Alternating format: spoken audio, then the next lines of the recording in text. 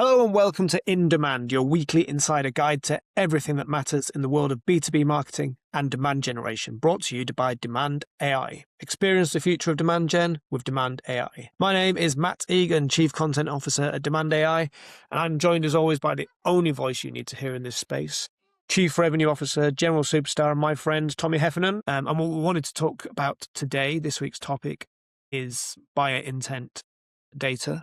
So to start off, the intent data discussion, let's talk about that evolution. It's evolved a lot over the past decade. I think it's shifting faster now than ever before, and you're talking to customers every day, Tommy, so you get this, you see this, right? From your perspective, what's been the biggest shift in how marketers should be thinking about intent today? Yeah, I think we can both agree, and all of the viewers would agree, that we could probably talk about this every week for the next 26 weeks. This is a big conversation, and it's even bigger when we look back at the last 6 months and we acknowledge all of the executive leadership departure at a lot of these household intent brands that have led the market for the last decade. As you know, we just brought on Eric McClough, our new VP of Global Partner and Channel Sales, and Eric and I were together back at Madison Logic in 2013, 14, 15, and I always tell Eric it was our fault. We were at ground zero when Bombora was called Madison Logic Data and was spun off by Eric Matlick and the rest of them. And then, that co-op, I think, really was the model for how intent data was viewed, right? So much has changed. And I think what I'm hearing the most right now is we've been using intent as a silver bullet for 10 years. It was never a silver bullet, but the impact of doing that year over year is a force multiplier. And that all just got tossed on its head.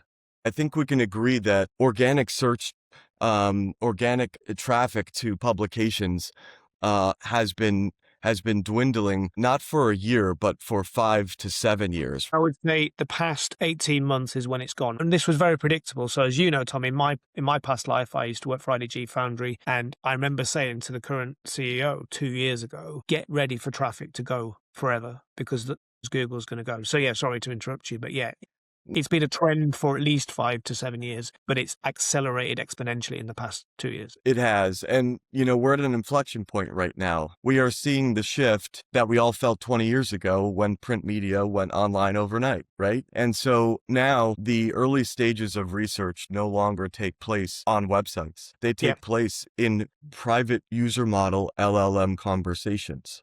Right. And so I think every marketer is saying to themselves, how are we supposed to interpret these traditional intent signals, which I think we can probably all agree are mid-stage at best, typically late stage, and still make informed decisions on it? I think the intent data engines, again, I don't want to rag on anybody, and it's really interesting that you had that experience of being there at that time. They were a game changer at the time because it was more intelligence than we had.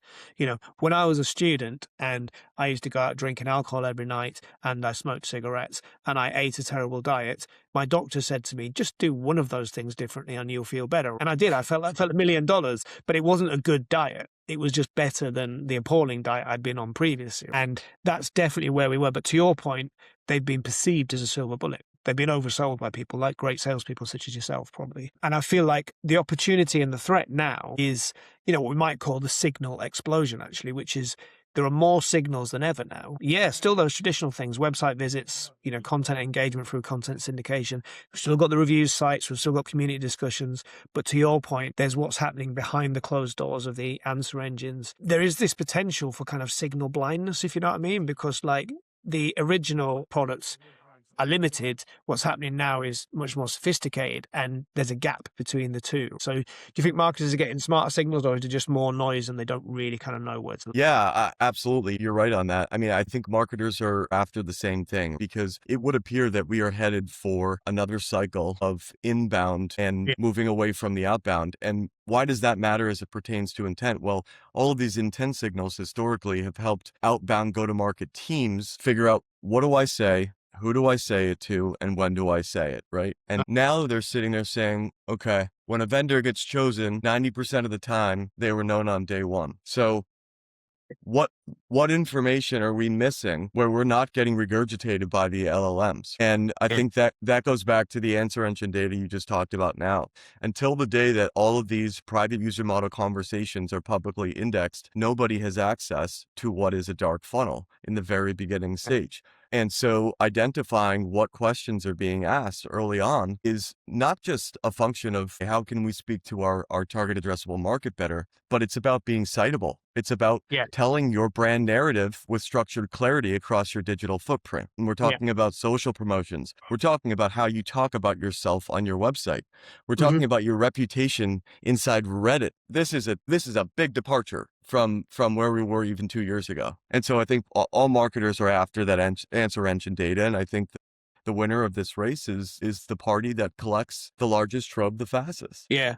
But it's interesting because I think, as often with anything to do with marketing, the closer you can stay to the truth, the closer you can stay to that piece of identify a potential customer, share information with them that they need, build that engagement with them, the better things are. And I'm not being naive. You need to do that at scale, and it's challenging, although AI helps with that. But even as you're saying that, I'm thinking, I don't disagree with the word you're saying, but I don't think unearthing answer engine data is any more of kind of a silver bullet than being able to aggregate Google data was. It's still about all of these channels you're talking about. How do people acquire information? Being present, giving them useful insights, and then through that building those engagements. And it's tricky because we've all been used to things working in a certain way for a long period of time. So it is opportunity and threat. I mean, even like the fact that, buying itself is getting more complex. Buying committees. We used to talk about buying teams. Now we talk about buying committees. And like the way I think about that evolution is it becomes even more about just do the right thing and trust kind of thing. But that's easier said than done. I don't know. Are you hearing from customers that, their practice is evolving, or they're challenged by the fact that those buying committees are getting bigger, multiple personas are involved in the purchase process? Yeah, I think sales cycles across the Yeah. board have been stretched. And I think that's a function of a lot of things. I mean, there is almost every vertical and market is oversaturated right now. We went through a period of 12 years where VC and PE money Yeah. there was no shortage of it. And a lot of these companies, they grew faster than the TAM did. The TAM Yeah. is absolute, right? And there's only so many people that need to be fed. And so I think we're also seeing a market contraction because of that. But you're right. The committees are just getting larger and larger. Budget is a funny word. I mean, I don't know anyone who really has budget actually carved out for anything. People need to make a case for it. So yeah, you're absolutely right. That's super important. But I think, one of the things one of the things that is jarring to me about this complete pivot is not just the place that the research is being done, right? And the buyer intent is being taken. I mean, it was Google or Bing or whatever your search engine of choice was before, and now it's whatever flavor of AI that people are choosing to use. When we use search engines, we were creating options for ourselves, and it was above the scroll or below the scroll. But you still existed on page 2, page 3, page 4, in a sense, right? Now where this research is taking place, if you're not 3 or 4 or 5, you simply don't exist. And what's interesting about this is that search gave us options, and we still felt that we had free will, and that this was only a guiding light, but we still had to make decisions on that. I'll be the first to say that I believe the level of trust we have in LLMs is largely misplaced, but that trust is there and it's real. No, I completely agree. It's a one-to-one conversation. So it's a winner-takes-all scenario. You're absolutely right. And again, my career in a large part was built around, optimizing content around search. And you wanted to be number one, but it was okay to be actually anywhere in the top 5 for the longest period of time. And to your point, you would still get some traffic if you're on the second page. The thing with answer engines is they give one definitive answer. And if you're not part of that answer, you don't exist. And I think this is off topic, but I think the future actually is in SLMs, where you're able to interrogate content that you've aggregated, curated, that is trusted kind of thing, which not to plug Demand AI, but that's what we do for our customers. We create those small language models where we know every piece of information is relevant and trusted. But that's not the reality of how people are doing that self-directed discovery right now. They are going to ChatGPT or Claude or wherever. Or even if they're going to Google, they're still getting the AI response. And to your point, and it's a really good point, what they're getting is a single answer. So you as a marketer, you've got to figure out how you intercept that user journey. And it's optimizing for ChatGPT or other answer engines. It is possible, and it's certainly feasible. It's difficult to measure. So like, I think most marketers are feeling, from a content syndication perspective, intercepting the other channels like social, like email, is becoming even more important. And that, again, how you figure out how to engage with the customer in order to understand who is intentful in a purchasing process becomes even more tricky in some ways. I think it's interesting in the way that, there was a period of time where first party data wasn't seen to be all of that important, or maybe as important as it's been.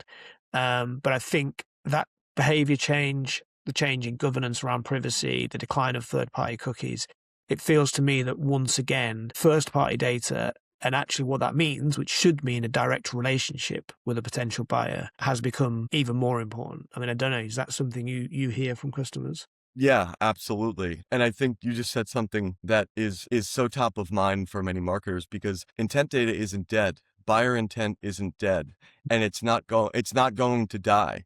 And in Yeah, fact, I think a potential place for it in the future is actually a validation layer to what answer engine data they're actually looking at in the beginning. yeah, And are these people actually going on to do that research on vendor websites? Are they yeah, going for real user opinion in Reddit, right? And so I think you make a great point. I don't think intent data is going anywhere. I think its purpose is just shifting, and it's evolving the yeah, way that it should be. And customers want to continue to use that. And here at Demand AI, we're happy to hear that, because when I hear someone is not just, going to completely bail on something that clearly drives value, it tells me that they're heavily invested in getting to the answer here.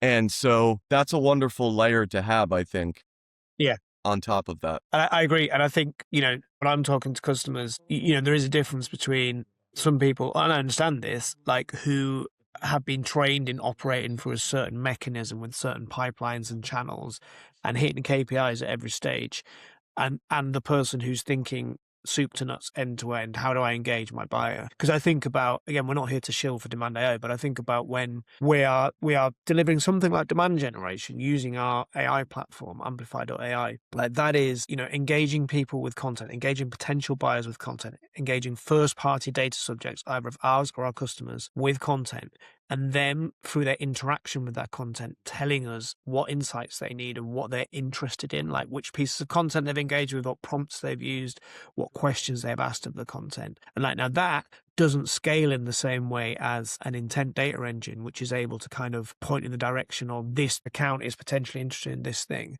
But it's true buyer intent data, because if somebody is telling you what problem they're trying to solve, and you know who they are, and you know what content they've consumed, and you know what language they've used to ask that question, that is an incredibly intentful piece of information, I think. Yeah, absolutely. And I think that's one of the things that we're looking to bring to market. It's interesting. I mean, you talk about traditional content syndication models where, the call to action leads to a gated asset, and then it's a black box. I mean, 20 years of not knowing whether they read the white paper, watched the video, and if they did, what within there was actually really important, what resonated with them. So having the engagement and being able to understand not only what they're engaging with, but ascertaining what stage of the journey that they're in based on what Yeah. content, which is why we like to put a nice mix of content in there that could speak to somebody at all points of the buyer funnel. You take that a step further, and you marry that with plain text prompting and answer engine data. I've been saying to people who are looking at our offerings that we share the secrets of your future customers. Yeah. And I get a strange look. Yeah. It sounds kind of dangerous, but that's the reality of it, right? I mean, and that's why we married the content experience with 100% share of voice and answer engine data. I'm really encouraged to see the reception to that, but that does beg the question: can we measure all of this with the same metrics that we've been measuring historical mechanisms? Definitely not. And I think, yeah, Yeah. and the answer is no. I mean, No, we can't.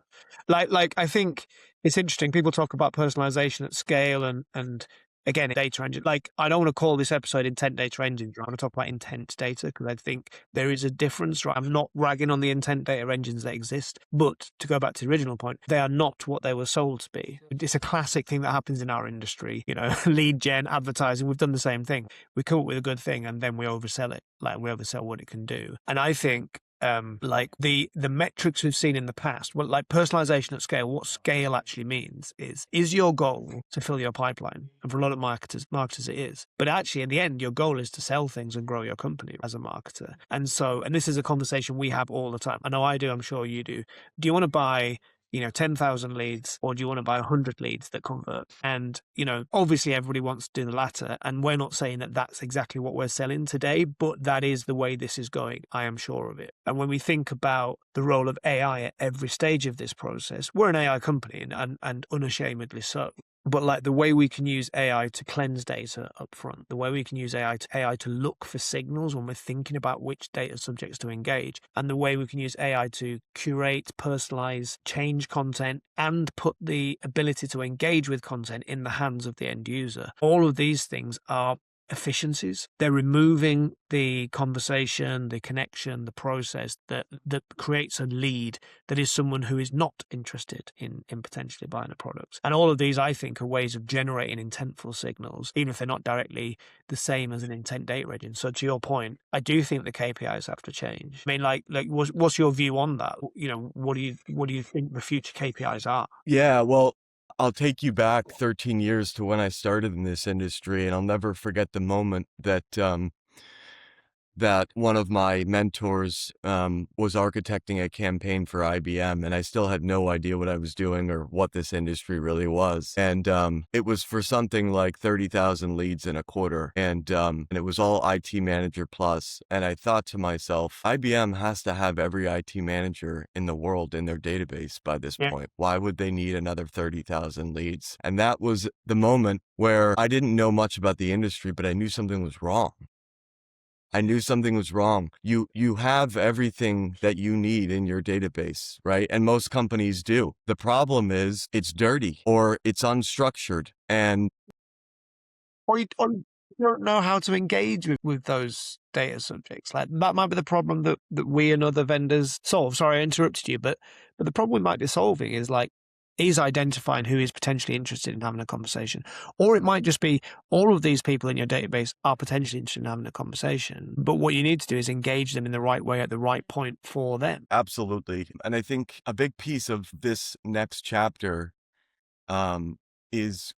is going to require everyone to evolve. And that starts from your vendor partner who you're working with to capture demand, the marketers who are running this campaign. And then of course, where the rubber meets the road is your go-to-market teams, right? And your sales teams. Are they able to fully grasp the weight of the new information that we're able to provide, right? And Yeah. action that in an effective way? Like, I had a meeting with a customer last week where they were like, slow down, we can't deal with what you're giving us actually, because, and this was, it's quite a unique situation. It's a very specific products that being sold, but they were like, we can't handle the number of qualified leads you're sending to because they're all converting, but we don't have the capacity to deal with it, kind of thing, which was really interesting conversation. And I love that customer because they were open to like, let's talk about how we adapt everything.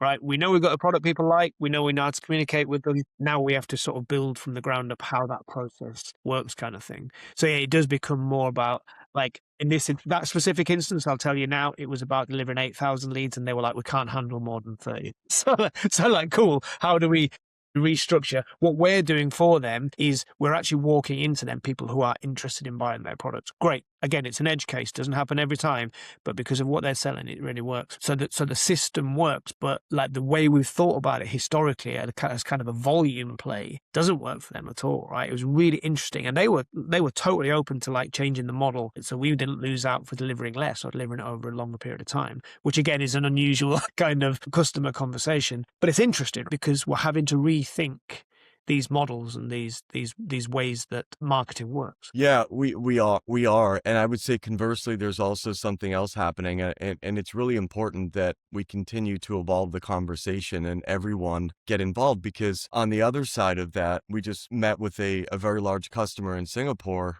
this past week, and we showed them a new platform that we're coming out with, and they said, "Wow, this is unbelievable." Unfortunately, I'm still being measured on pipeline generation.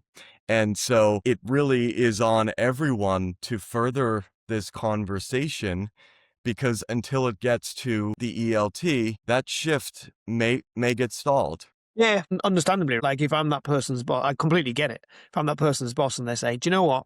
You KPI'd me on getting 10,000 people into the pipeline, but actually I can deliver more sales by just giving you 100 people."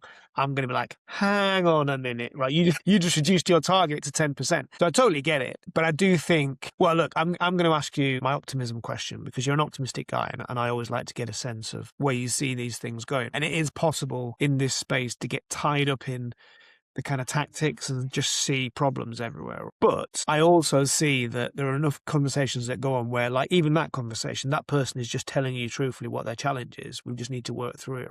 So what do you think when you think about the future of buyer intent products? What will they look like, and how optimistic are you about the future of but let's say buyer intent as a kind of more general thing? And as always, I'm going to give you a scale to answer with, and then for this one, I'd like you to answer the optimism piece using the Mohs scale of hardness. So as you know, that ranges from talc to diamond. So just as you're thinking about the future of intent data or buyer intent data products, like, give me your sense of optimisms, where hard diamond is very positive and talc is not at all positive. So I'm going soft diamond. Yeah, I don't want to get over my skis here. I say that for a couple reasons, but there's something interesting that we all need to pay attention to, and that's most of the buyers today, not all of them, but these buying committees are much younger. And I think the psychology of what being tracked does to a generation is very different. I suppose we were kind of awakened to the idea that, our data was out there whether we wanted it to be or not, but that was a Yeah. big departure from us growing up, where everything was very tight. And so there is definitely a bit of pessimism and arm folding when it comes to that stuff with some of the veteran generations. I think the younger generations have just known this to be a thing since they were young, and they Yeah. actually associate it with a better Yeah. experience digitally. And so when you look at that and you say, okay, we can acknowledge that psychographic aspect of this, and I think that the models themselves don't have to pretend that to be something they're not. And this can be a very effective thing going forward, because on the other end of it, those who we are tracking are excited about that because they know it's just going to lead them to what they're after faster. It's a really, really interesting and valid point. When we did the research around content syndication and the future of it, which obviously is very important to us as an organization, one of the things that came through is buyers are getting younger, they're more self-directed, and they actively want relevance in the outreach that they receive. So they don't want to be called by anybody. They do want things to be pushed to them that are relevant, and they're totally comfortable with the idea. Maybe not totally, but they are comfortable with the idea that an organization has put the research in to identify them as someone who's relevant, and they've sent them relevant information in a way that, I'm a classic Gen Xer, right? I find it creepy when the thing I want is promoted to me. But actually, it does seem that that buyer behavior has changed in that sense. And so that is a good reason to be optimistic, I would say, even if we're talking soft diamonds rather than hard diamonds. But just to finish up, Tommy, and I think I'll always ask you this, but again, you're talking to marketers all day, every day. For anybody listening and watching today, how should they be thinking about this space? What should they be? It's not our place to say this, what they should be doing, but what should they be thinking about in their practice when we think specifically about intent data? Yeah, I think for marketers, it's important to recognize that not everything they've been doing is useless going forward. And it's really about how can we take what we've been doing really well and marry it harmoniously with the new data that's available. And I think that's a theme across this entire evolution as it pertains to AI. I think as sales professionals and sales operators look at this, I think it's a really, really positive thing. And they're just going to have more access to data. But there's something everyone needs to remember here is that everyone has access to more data now. So as a lifelong, sales operator and sales leader, I am thrilled at the information that we have at our fingertips today. I think going back to the lead conversation, it's quality over quantity. And how do we make sense of this data? So I'm very bullish on intent data because not only do we have more information, but we have individuals on the other end of that who are expecting the intent data to work backwards for them as well. But I love that I like things are changing, look for the new thing, but don't think the things you're doing now are necessarily without value. They're just not perfect, right? Nothing's perfect. And I think about that as us as a vendor. Like, we know our products are great and they're better than anything on the market, but they're not where we want them to be. So we're going to continue evolving them in good faith with our customers. It's such an important point and great advice, I think. So thank you, Tommy, for a great conversation. And thank you to anybody who's watched and listened to In Demand, your weekly insider guide to everything that matters in the world of B2B marketing and demand generation, brought to you by Demand AI. I have been Matt Egan, Chief Content Officer at Demand AI, and I'm joined as always by my partner in crime, Chief Revenue Officer Tommy Heffernan. Please like, subscribe and comment wherever you find us, and we will see you next time. So it's goodbye from me, and say goodbye, Tommy. Goodbye till next time.